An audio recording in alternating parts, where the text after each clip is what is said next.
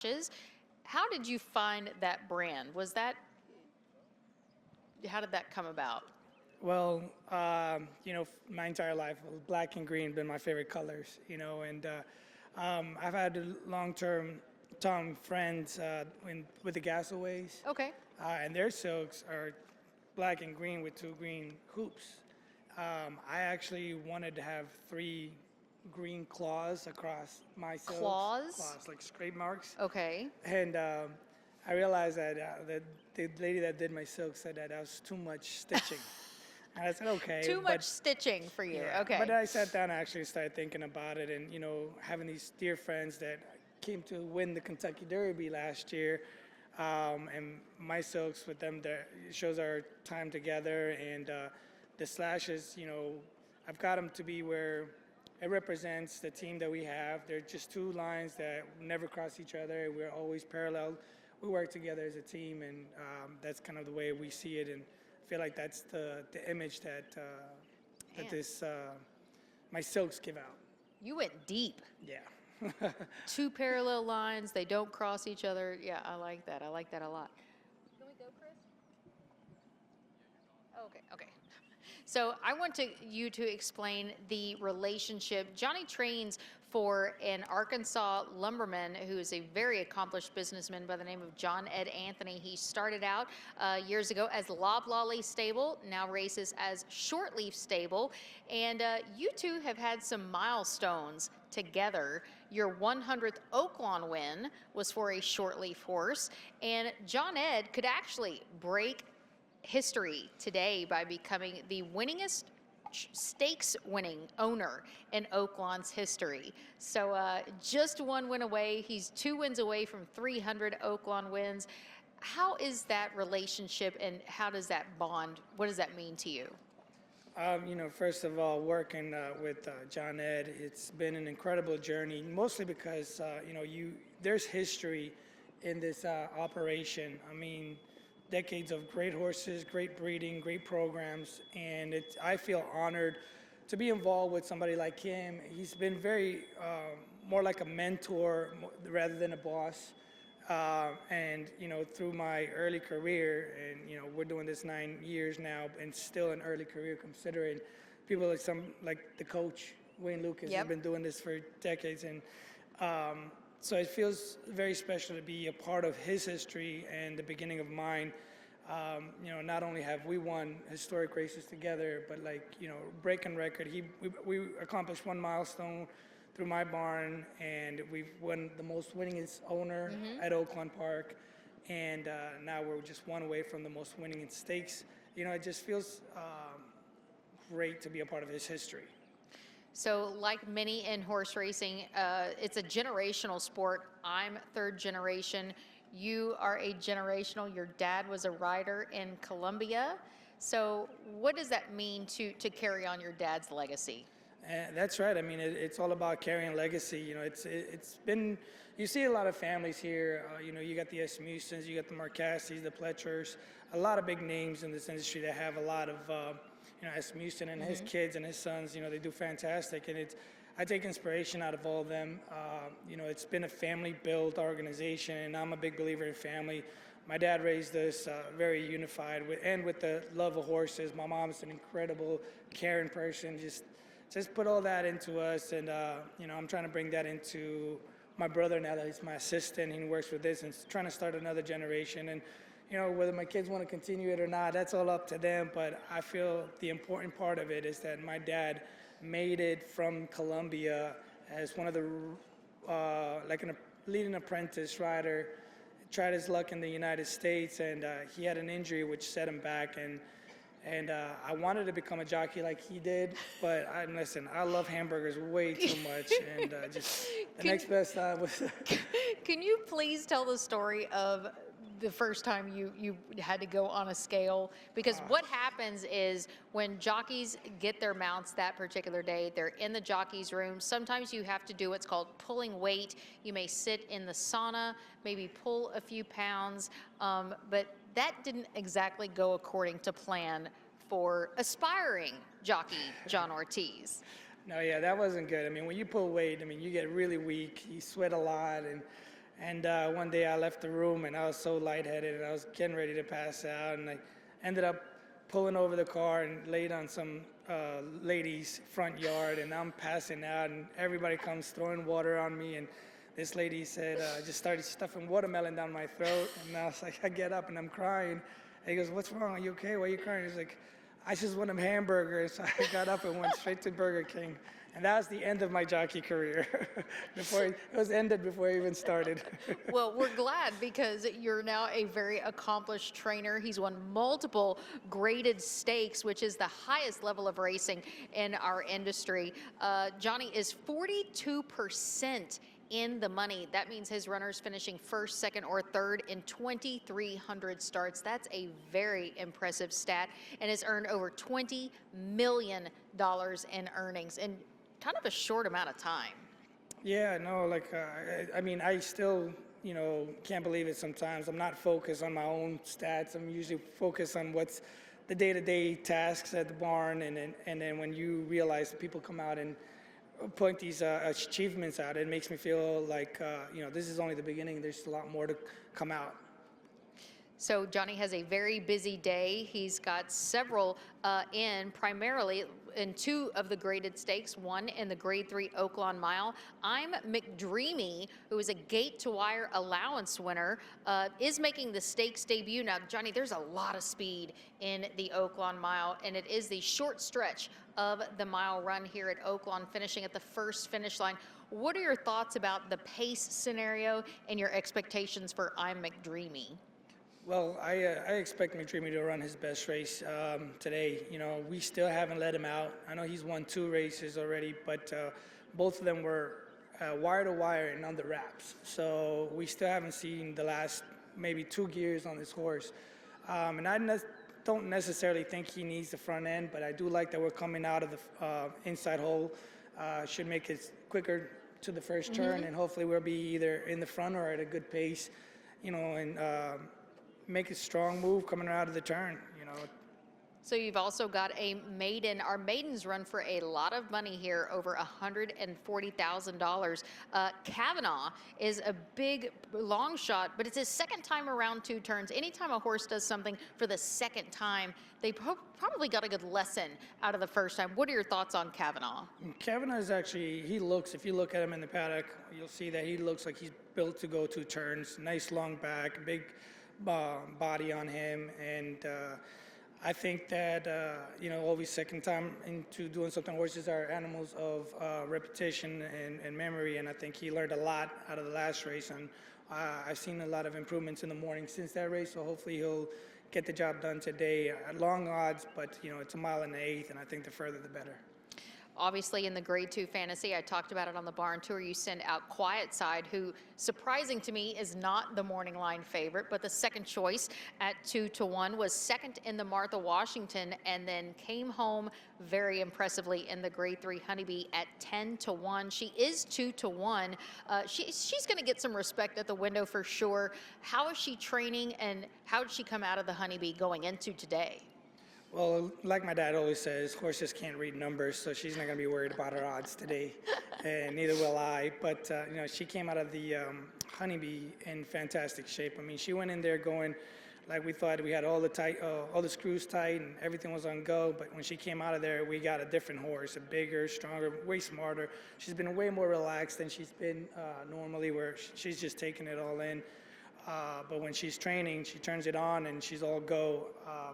My brother's he rides her every morning, and he's just been telling me how she just feels different, very more powerful and mature at the same time. And we're expecting the best race out of her. I think we have Quiet Side. We got her peaking at the right time. We didn't use her up too early as a 2-year-old, and I think we're just getting to see the best of her now. So what does that mean? Typically, you'll see horses this time of year and into April and May kind of make a transition. It's almost sometimes like the light bulb goes on. What is that? Well, that's just experience. Like I said, I think, taking your time to having patience to let a horse develop is key. You can always have a fast horse and put him in as many races as you can and get that. Sometimes we call that burning them out a little too fast. But I think, again, she's taken every step, learned in every race, she's had something to accomplish and learn. And I think right now she's got it all together. Like I said, she's peaking at the right time. So I pointed out on the barn tour that you have Barbara Road still in the barn, and sometimes when we do retire horses, they still want to be at the track. They don't want to. They have FOMO. They have fear of missing out. They love that repetition of getting out in the mornings, being on the track. Tell us a little bit about Barbara Road, because he's like the other Ortiz brother, so to speak. Yeah, absolutely. This is a yearling that we bought for 16,000. No, weanling. A weanling at 16,000. 16,000. So he's been raised at the farm, and then he went over to my dad as a yearling to get started as a 2-year-old. And so basically, I always said my dad raised him like he raised my brother and myself. And he's got the same quirkiness. I have a feeling that Barbara Road was able to get away with more than you and your brother were. I'm sure you did. Hey, listen, when you become a Derby horse, you can get away with anything. But now he's a great horse. He has his attitude. He has a personality. I always say he's a big, powerful horse with fragile knees and a nose too short. Just by getting beat at the Arkansas Derby by a nose, it's always going to hold that. It's like Goldilocks. Yeah. He's kind of like Goldilocks. So tell us a little bit, Johnny, about kind of his quirks. When we did a video with you, he's obsessed with you. Yeah, it's kind of funny because you see that they kind of take on this pet personality. Now, racehorses need a job after their careers. They're great animals. We love them. That's why we do this every day. That's why we get up and, eat dirt until we're tired of it and do it again the next day. And but they become family, and obviously he's got a special place in our hearts and in our barn. He's as quirky as can be, but his personality really makes it so much fun to be on him in the mornings. So he had you guys on the 3-year-old trail to be able to go to the Kentucky Derby. What was that experience like, from everything from the walkover to the paddock to hearing My Old Kentucky Home? Yeah, the Derby walk-up was incredible. The journey itself was a trip. You just got to see new things, experience new things. And I've worked with many other great trainers that have experienced all of this. And I've always been in the background, as an assistant. But to do it for yourself really opened up my eyes to, this is normal. We've been here before. It really wasn't that big of a shock. But what did shock me was when I watched my kids and my mom and my dad and my wife walking with our horse on the walk over to the Derby, and that really hit me. I realized it's not for me, it was all for them. Yeah. My kids looked very proud. They were waving to the crowds, and my dad, I'm sure he held so many tears that day, but the walk-up was more for my family. It really meant a lot. So going into the paddock, and one thing I say is that trainers do bring their really good 3-year-olds to experience shipping. They experience the crowds, the two different, the paddock and then the saddling area. And there's really, yes, the Kentucky Derby is great, but it's something about the vibe at Oaklawn. What does make Oaklawn so special, and what keeps a trainer like you coming back? Man, that's really the easiest question I've had all day. The fans. The fans here at Oaklawn always make this place special. I've been coming here for about 13 years, and I know fans that I've been gambling here, and they know me by first name, and then we shake hands, and hey, you're back, give me hugs. I got their phone numbers, and we just stay in touch even when we leave. Hey, good luck. So the fans here are incredible, and it's very important to see that the community get together to support this place. And at Oaklawn, supporting the community, the business it brings to this town is amazing. So Oaklawn is very special to the town itself. So you're trying to say you're a local celebrity. Oh, you know that? We'll see when I have my picture at DeLuca's. So that is one great thing about Hot Springs when you go out into the community. There's 9 times out of 10 a win picture somewhere in that business establishment that is signed by a horseman, whether it's an owner, a trainer, or a jockey. And that just makes the vibe in the town so much more special. People talk about Saratoga in Saratoga Springs, New York. It's that small town vibe. But I like to say they're the Oaklawn of the North. Yeah. And you've spent some, I think so, but you've spent some time up at Saratoga as well. Yeah.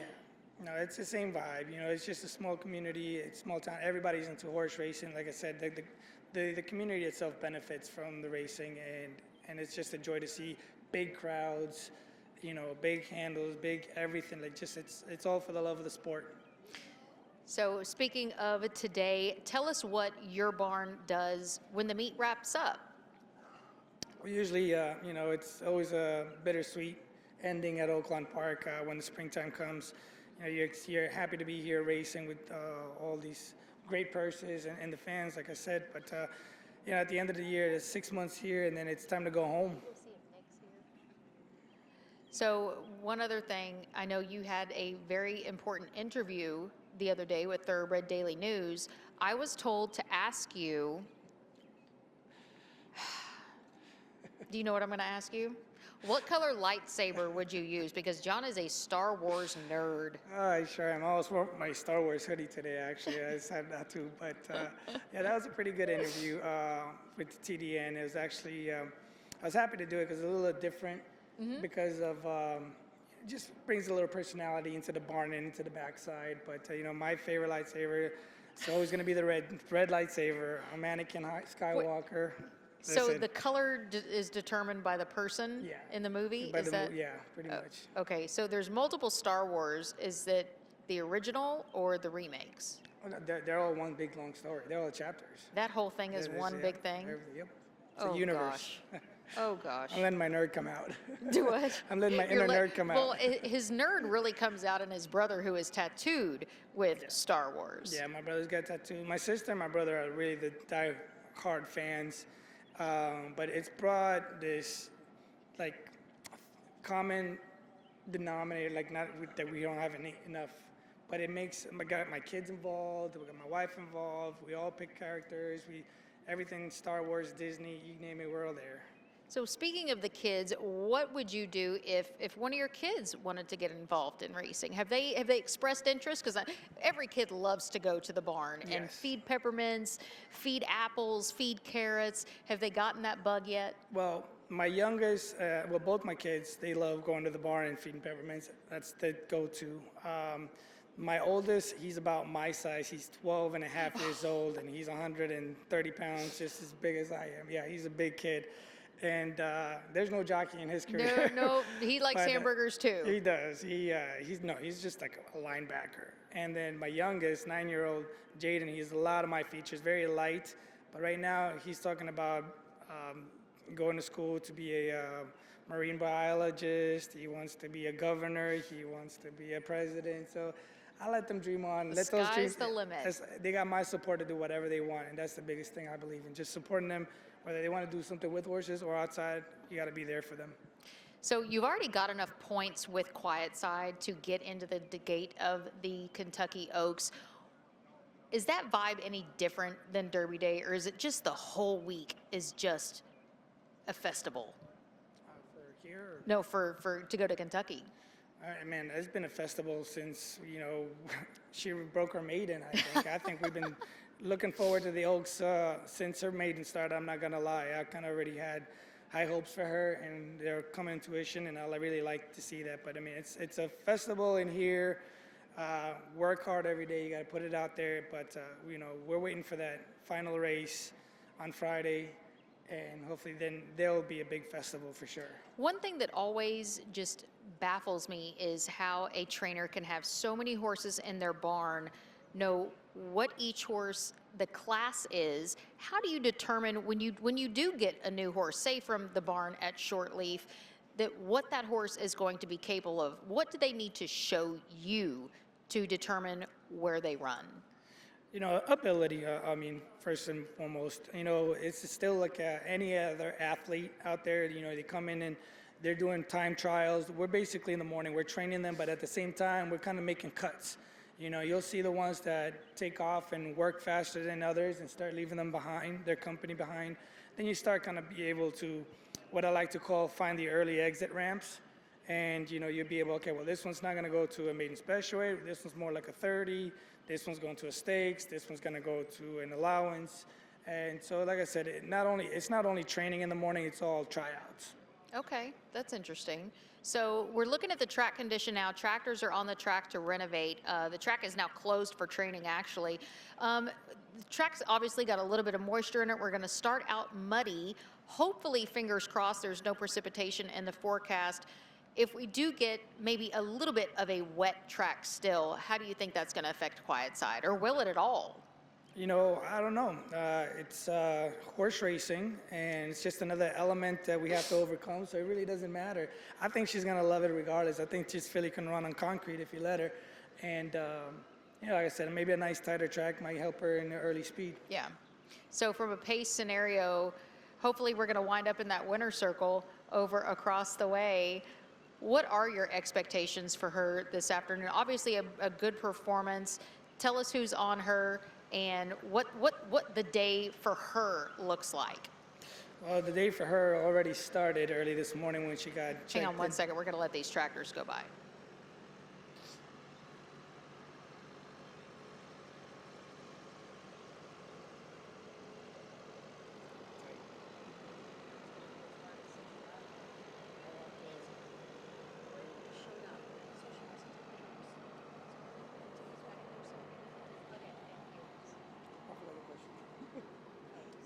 So tell us what is going to be Quiet Side's agenda for today. What did she do this morning?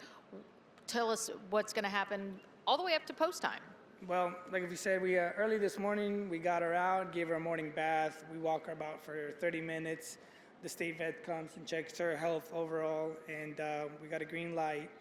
And after that, she goes in her stall, and she'll have an early breakfast. Not a lot, just enough to calm Tide her over. Yes. No And then, cheeseburgers. no cheeseburgers. But yeah, we'll just let her, she'll rest pretty much all day. And about an hour out from her race, we start getting her ready. The groom will come in, clean out the stall, brush her, make her all pretty, and get her ready. She's usually calm and collected. So is my brother. I'm the nervous wreck, and I'll be in the car somewhere far away from the barn.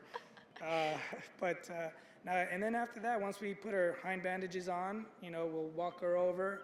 And then we got to give our jockey our instructions. And, you know, we have Jose Ortiz rode her in the Honeybee, and he worked her the time before that, so he got to know her. So we got a very good jockey that's familiar with the horse. If she could have a walkover song, what would it be? And don't say anything from Star Wars. I totally took his answer right there. Sure did. I was thinking the Imperial March, but The what? the Imperial March. The Imperial March. I don't know I mean, what that's how that I means. see. When I walk over, that's what I hear in my head. 'Cause I'm Anakin, I'm What is Darth that? Vader. How does that go? Dun, dun, dun, That's dun, the one. dun, dun, dun. Oh my gosh, that's It's dramatic. actually, yeah, it is. That is It dramatic, makes Johnny. me feel good. It makes me feel good. It focuses The me. Imperial March. That makes me think of Big Bang Theory for some reason. So, any questions for trainer Johnny Ortiz? And yes, he does like his filly in the Fantasy Stakes today. Johnny, we're going to let you go. I know you've got a super, super busy day. Best of luck to you, sir. Ladies and gentlemen, Thank give you. it up for trainer Thank Johnny you, guys. Ortiz. Thank you, honey. Appreciate it. Now I would like to welcome my next guest, a man who's very busy this afternoon. So I thank you for taking time, Nick. Jockey Nick Juarez, we appreciate that. Now, today, you're pretty much riding first call for the coach. Yeah, great guy to ride for. A great guy to ride for. First, I do want to let everybody know that not only is he riding for Hall of Fame trainers, but he is also represented by a Hall of Famer in Gary Stevens. When you two got together, was there an intimidation factor? Because he was long retired by the time that you two started working together. I think the biggest surprise was when I gave him a phone call and he said, "Who is this?" I said, "This is Nick Juarez. You speak English?" So no, after that, we got over a chuckle. Now we get along really, really well. He's a great guy to work with. Like you said, Hall of Famer. His accolades speak for themselves. And not only that, but many of his accomplishments were with Wayne. And for it to be that guy now, it's really cool. To be able to call Gary after the races every day, sends me a prayer every morning.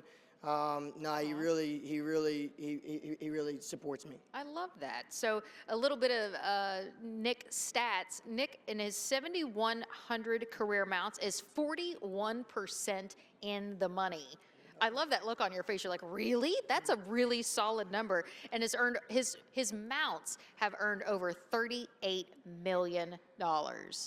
God bless good horses. God bless good horses is right. So Nick is already on the Kentucky Derby Trail. I like to say have tack will travel, because that is exactly what you've done for the coach. He actually traveled to Colonial Downs for the Virginia Derby. Tell us about that trip, Nick, because it was very successful. Awesome just to be there, first of all, for the inaugural running of the Virginia Derby for the Road to the Roses. It was a great opportunity. My folks, they live close. I'm from Maryland, so my parents were able to come down.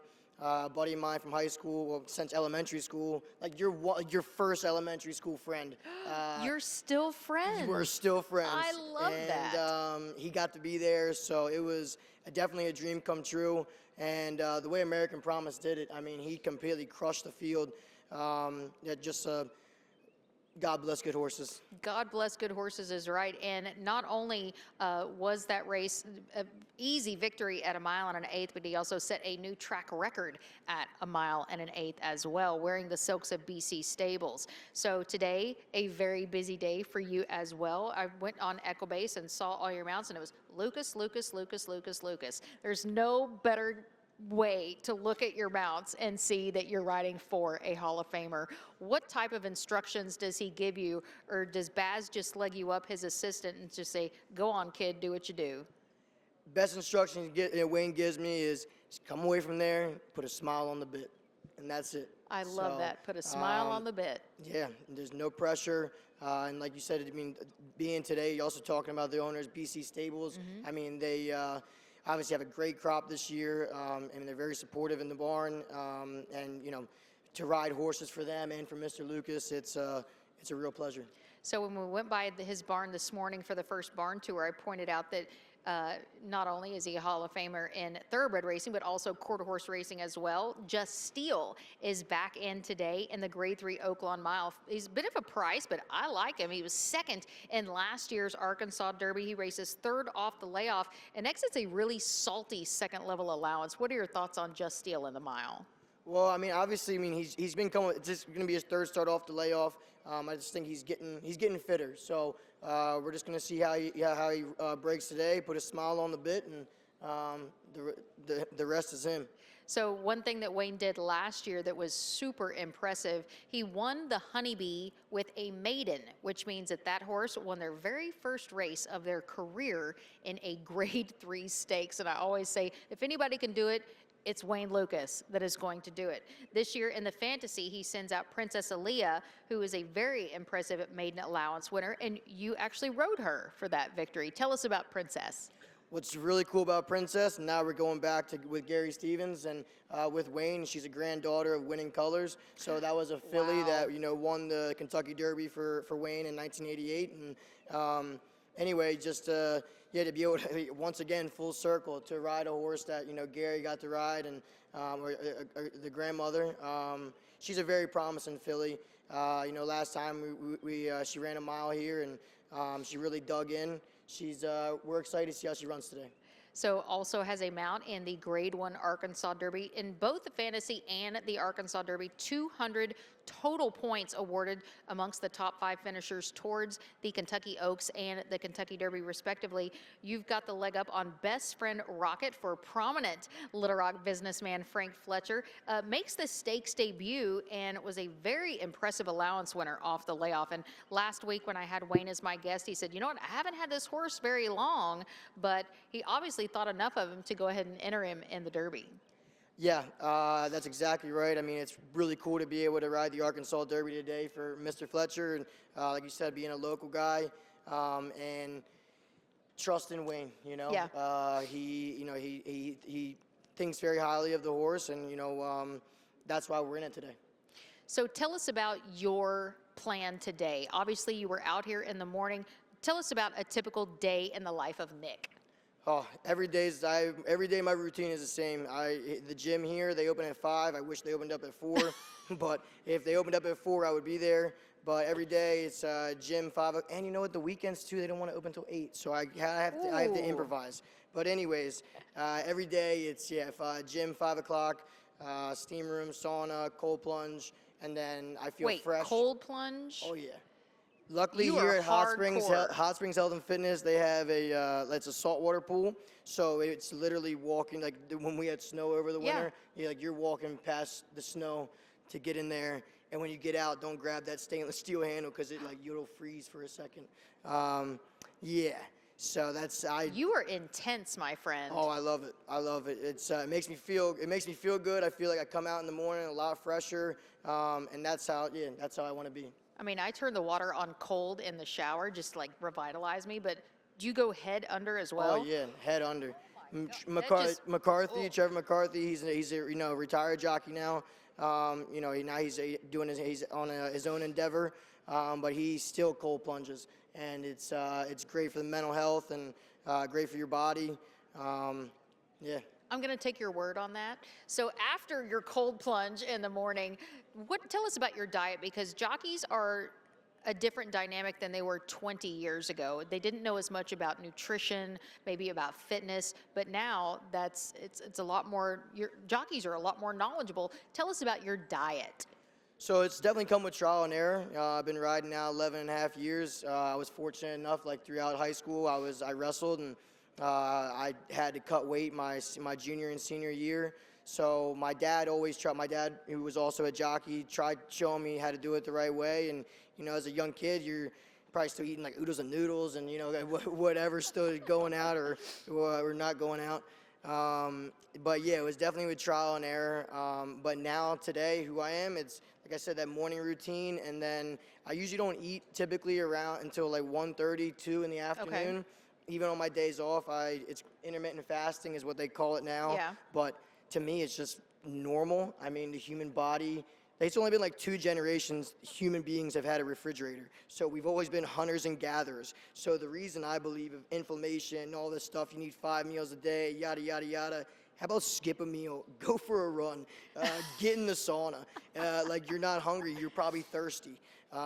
Human beings, we grew up, all of our existence has been hunters and gatherers. Right. So I don't know, I kind of just gotten back to that. And then it's, obviously avoiding high sugar.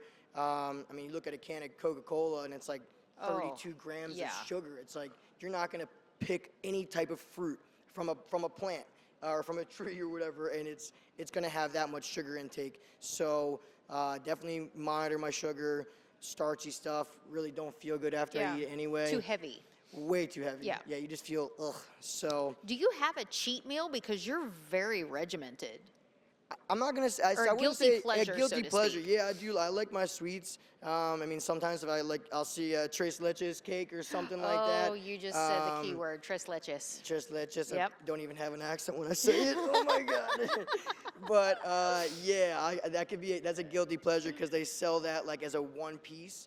And so, yeah, if I'm meal prepping on a Monday or Tuesday, that's another key thing too, is just like whenever you have time, sometimes you just feel like it's so overwhelming to do that stuff. If you have 10 minutes, cut an onion, dice it, put it in a container, cut this, put it away. Like you're going to have all these things like it's easier to, if you prep. Okay. So what weight class did you wrestle in high school? I wrestled 103. 103? Yes. And what do you tack now? I tack 114, 115. That's amazing. Yeah, pretty, as long as I stick to my regiment. So when you come to the track and you look at your entries, what your day looks like, how do you spend your time in the jocks room? Because a lot of jocks watch replays, they'll read charts. How do you spend your time? Because a lot of times it's that game time, because it is locker room. It's like going into a pro football team and you're in the zone. Yeah, for sure. We spend more time in this room and more time with other jockeys than we spend with our own families. So it's like, obviously in the room, there's got to be a sense of camaraderie, but also, they're there to take food off the table, and I'm there to take food off of yours. So you're in a zone, but the night before racing, like last night, I go over my form, make my notes. That way and go over my replays. That way it's easier when I get to race day.